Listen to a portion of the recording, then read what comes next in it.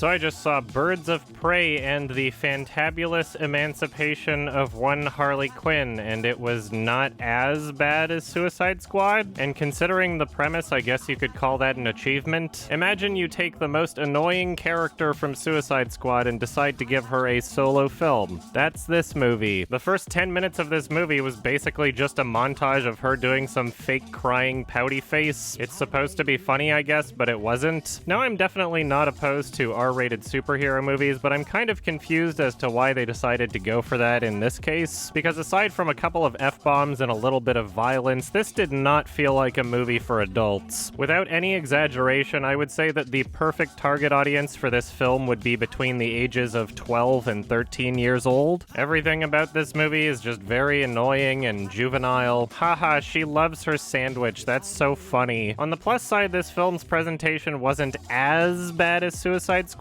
Again, not really that much of an achievement, but whatever. Some of the fight scenes were almost fun, which is definitely more than I could say for Suicide Squad. It didn't look nearly as needlessly dark, but somehow still a lot of the exact same issues persisted. There were multiple sequences of terrible, cringe-worthy editing choices. The sped-up club scene gave me the impression that they didn't really know what they were going to do with the footage before they started filming. A lot of the editing gave off the impression that it was trying to be really cool, but much like Suicide Squad, their version of cool is of the Hot Topic brand. It's kind of embarrassing when you remember that adults made this movie, and even more embarrassing when you remember that the target audience is apparently also adults. The script for this movie was not great. There was tons of terrible dialogue and none of the jokes were funny, and there were a lot of jokes. I guess they thought it would be cute to tell the story out of order and have Harley Quinn narrating like, "Oh wait, you don't understand who that character is yet. Let me go back further." Yeah. It's rewind time. I'm not really sure what to say about Margot Robbie's performance. I am not familiar with the comic books, so I honestly have no idea just how annoyingly this character is supposed to be presented. All I can say is that she was really annoying. The child actor was sometimes good, sometimes bad, just a little inconsistent, but not great overall. A lot of what happened in the movie didn't make any sense, but I guess they don't give a shit. There was a scene where a conflict was presented, and then they just walk outside and the conflict is magically gone, and none of them address it. It really just comes off as though the movie forgot. The soundtrack choices were kinda lame. Again, trying really hard to be cool. And for a movie that rides on how not serious it takes itself, it was really annoying when the movie started taking itself very seriously towards the second and third act. All of a sudden, we got songs that were akin to that modern trailer music cliche, you know, where they take a classic song and then decide to turn it into some more serious, somber, slowed down version. None of the characters were really likable. I wasn't rooting for anybody. To be perfectly honest, I was mostly just bored. Still, despite this film's annoying and immature presentation, it still felt as though it was more of what it tried to be than Suicide Squad was. I could definitely imagine some people that I will never understand truly loving this film. If you really want to see Harley Quinn making a fake pouty face with a bunch of shitty jokes for 12-year-olds, then this movie's for you. As for me, I did not really enjoy it, and I don't know what I expected. Don't watch it. And I'm giving this one a 3